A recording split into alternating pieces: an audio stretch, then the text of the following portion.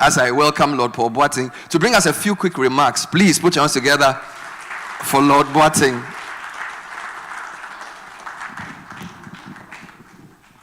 Thank you, sir. Thank you very much indeed, MC. I certainly forgive you your blunder. Accra is not only the best school in the region, it's the best school in Africa. So let's be clear about that. But, you know, I'm also an Arsenal supporter, so you must understand that where my loyalties lie. But, Excellency, sisters and brothers, managing partner, friends all, it's good to be with you here this morning, albeit for a few brief minutes. You know, in our account tradition, they don't ask you by way of introduction your title. They don't ask you your occupation, your former occupations. Lord Boateng, former Chief Secretary to the Treasury, High Commissioner to South Africa, all these things. They don't ask you any of those things. They don't even ask you who your mum and dad are. They simply ask you one question. You know what it is? Why are you here? And if you think about it by way of introduction, that's the best possible question to ask. And I'm here simply because I am attending a meeting of the Africa Center for Economic Transformation, founded by K.Y. Amoko, who many of you will remember from the UN Economic Commission for Africa, one of Ghana's foremost economists, and a great think tank doing great work on the continent. And I'm here also as a senior independent non-executive director of the Ghana International Bank, which is the oldest Pan-African bank in the City of London. I'm having a meeting in half an hour with their staff here in Accra. So that's why I'm here, but I am privileged to be with you at KPMG by their invitation from an old friend, Emos Answer, who I've known since he was, 16, 17. My wife and I are great supporters of him and his family, and he told me you were meeting and asked me to come, so I said I'll be delighted to do so. And while I'm here, just to make a few remarks, not in any way to comment on the budget you have just had in Ghana, and certainly not to comment on the budget we are going to have in a few days' time in the United Kingdom. I have learnt as a former Chief Secretary to the Treasury that it's best not to comment on the activities of the finance ministers who have followed you. So I won't be saying anything about that. But I do want to make one or two remarks about the challenges that we face globally today in terms of the global economy. These are challenging times, in many ways unprecedented times. The tectonic plates of the international financial system, of the international trading system are changing.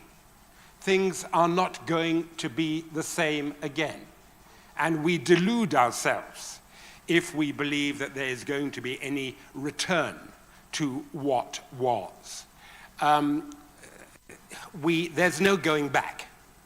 The world is going to continue to be an uncertain place, a dangerous place in many ways, but also and importantly, at a time in which there is policy uncertainty globally, that there's no doubt about that, at a time in which there is increased trade tension, no doubt about that either, and real risks, not least from persistent inflation and subdued foreign direct investment.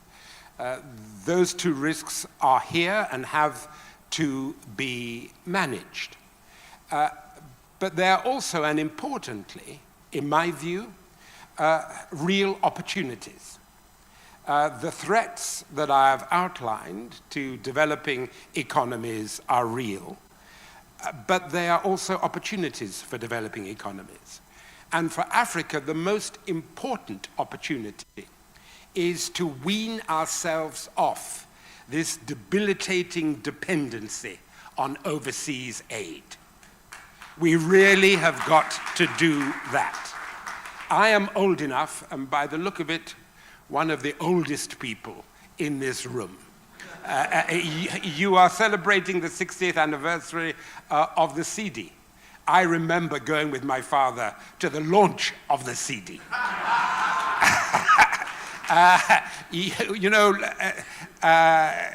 I was present as a small boy opposite the military hospital, waving a flag when Kwame Nkrumah and Princess Marina passed by in order to go and to make the Declaration of Independence. So I've been around. And I remember a time in which the GDP of the Gold Coast, Ghana, was greater than the GDP of Malaysia. So, and you know where we are now. So that would suggest that we really have got to rethink our economic model. And we have got to foster increasing self-reliance. We have got also to recognize the importance of reform, the reform of infrastructure, and a focus on infrastructural development. The importance of developing our human capital, not least of our youth, and of enhancing the capacity and quality of our institutions. That's an absolute imperative. And in doing that, we have to draw upon the skills that exist in Ghana, the real skills, the skills that exist in Africa and the wider diaspora. And we have also to recognize that, the WTO is going through a period of real crisis. And that's not going to change anytime soon. But that doesn't mean that we shouldn't be building in Africa on our own potential to develop our own initiative around the Africa Free Trade Area. It's absolutely central. Rather than wringing our hands about international and global trade, we need to look at continental trade and what we can do in order to bring down the barriers to trade within Africa and to improve intra-African trade. And for me, that means going beyond rhetoric to reality. It means policy reform so that the experience, there was reference earlier on to the Marcola market woman. I judge the success of the intra-African free trade area on what is the experience of that woman who is carrying produce on her head, who is carrying produce on her back, who is in the vehicle bringing her goods to market from one country to the other. What is her experience when she crosses a border? What's her experience when she crosses the border between Ghana and Togo, between Ghana and Abidjan? How is she treated? Is she harassed? Is she subject to corruption? Is she and her supply chain subject to tariffs that don't actually have any justification? So it's all about implementation. We have got the plans in Africa. The plans are there. They're in a very high quality. The question is implementation. That is the challenge. And I will just say this, that when it comes to implementation, we have got to recognize the importance of actually going beyond rhetoric. When I was at school, we talked a lot about, too much rhetorics. Our headmaster, Kunwa, used to say, don't forget the school motto. esse quam videre, to be rather than to seem to be. We've actually got to live our solutions. It means that the private sector, and I salute KPMG for the work they're doing in that, the private sector and the public sector have to be able to work effectively together. We have to tackle these issues of procurement. We've got to remove the obstacles to doing business. We've got to unlock the natural enterprise that exists within our people, and the role of government, whether in the UK or in Ghana, the role of government is to be an enabler. Government can't do everything. What government can do is to create an enabling environment. So I wish the government of Ghana, I wish my government in the UK well as they wrestle with the challenges of these times. But you know, the answer ultimately lies not in governments.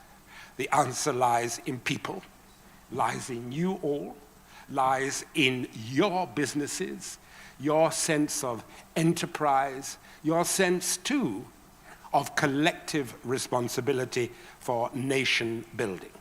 And that applies whether we are in Ghana or in the UK. And the one final thing I will say to you, as I said when I addressed the Africa Caucus of the IMF and the World Bank in Abuja last year, is that we need to put the youth and the youth demographic at the center of our policy making. Because Ghana's youth, Africa's youth, are the future. The future not only for Africa, and don't forget we have the fastest growing youth population in the world. We are the youngest continent as well as the oldest continent. The oldest continent geologically, the youngest continent in terms of demographic. We have to put them at the heart of our policy making. And that means making sure that we don't just build their capacity, but that we provide them with employment, and we encourage and support their own efforts for employment going forward. And that older men and women are prepared to make way for younger men and women, and to join with them across the generations in delivering on the dream that our foremothers and our forefathers had for this continent. And that means opening ourselves up to the possibilities of AI. It means recognizing the importance of blockchain technology. I do hope that features in the course of your deliberations today, because that's the future. And sometimes we as older men and women wrestle with that. But believe you me, AI and blockchain are going to change our world. And Africa has to be at the heart and at the forefront of that. So I wish you well. I thank you for all you are doing.